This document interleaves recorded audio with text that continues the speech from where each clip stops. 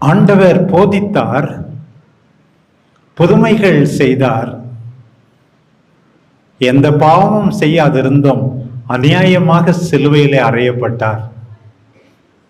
அந்த சிலுவையை பார்க்கும் போதெல்லாம் நானும் என்னை சார்ந்தவர்களுக்காக துன்புறுவேன், ஆண்டவரின் விருப்பத்தை ஏற்பேன், என் சுமைகளை நோய்களை சக்தியோடு தாங்கிக் கொள்வேன் என்கின்ற உணர்வு எழுகின்றது. ஆனால் சிலுவையோடு எல்லாம் முடிந்து விடவில்லை.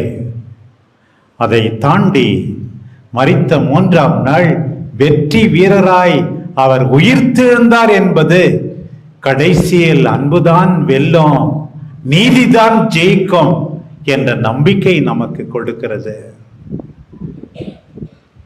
இதெல்லாம் தெரியாம இருந்தா நம்முடைய வாழ்வை எப்படி வாழ்வதென்றே